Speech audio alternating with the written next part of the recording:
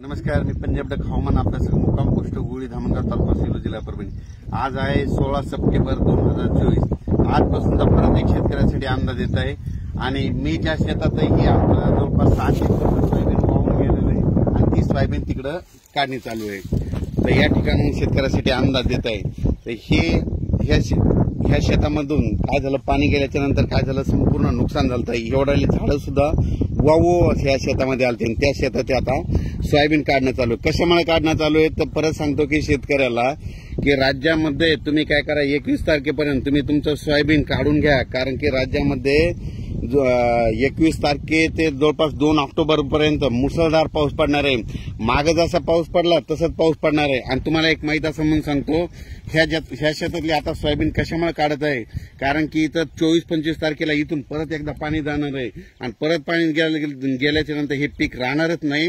म्हणून हे सोयाबीन काढत असताना तुम्हाला मुद्दाम म्हणून हे व्हिडिओ करत आहे।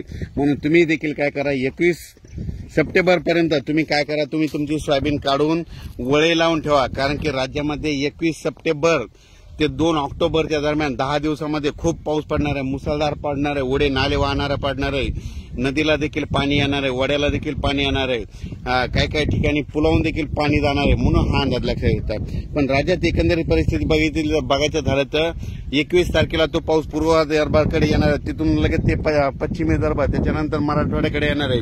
मराठवाड्याकडून परत तो पाऊस, तुम्हाला एक सांगू इच्छितो की तो पाऊस लगेच पुन्हा इकडं पश्चिम महाराष्ट्राकडे जाणार, त्याच्यानंतर उत्तर महाराष्ट्राकडे जाणार आहे।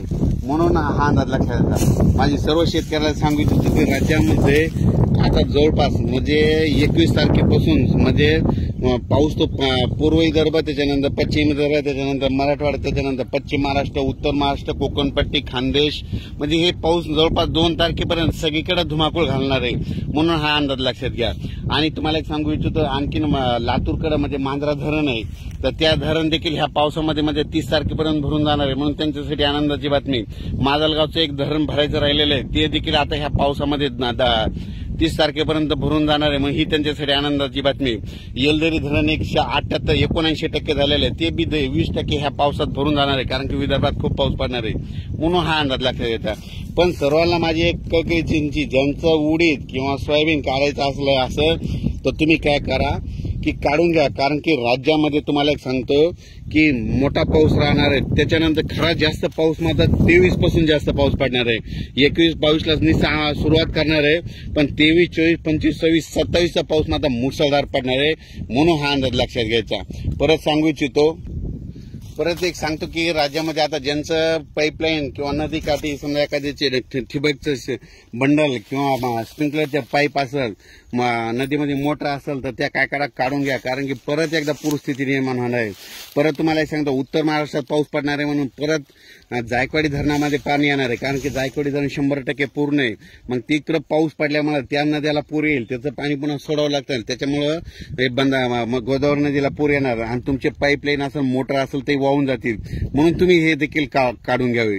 परत एक माझी तुम्हाला सांगतो, हे माझ्या शेतामधलं सगळं जवळपास 7 एकरचं सोयाबीन वाहून गेलेलं आहे।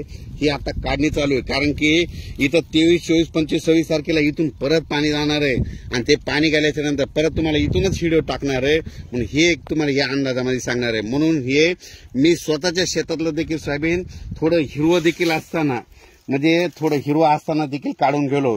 म्हणून तुम्ही काय करा, तुम्ही तुमचं सोयाबीन आलेलं असलं तरच काढा, नसता म्हणजे त्याची जास्त रिक्स घेऊ नका। हे कारण कशामुळे काढायला, कारण की तो आमचा नाला फुटलेला आणि ते परत आता पावसाळ्यात बुजवणं होत नाही, त्याच्यामुळे हे आमचं तसं सोयाबीन काढून गेलो। म्हणून परत शेतकऱ्याला विनंती आहे, ज्यांचं सोयाबीन असेल 21 तारखेपर्यंत तुम्ही तुमची काळजी घ्या। आणि या पावसामध्ये विजेचं प्रमाण जास्त असल्यामुळं तुम्ही झाडाखाली थांबू नका। त्याच्यानंतर पूर्वकल्पना म्हणून हा परत एक मेसेज देत आहे, त्याच्यामुळे तुम्ही काय करा, तुमच्या सोयाबीन असेल तर त्याची काळजी घ्या। म्हणून हे देखील तुम्हाला सांगतो, राज्यामध्ये अचानक वातावरणात बदल झाला तर लगेच एक मेसेज दिला जाईल।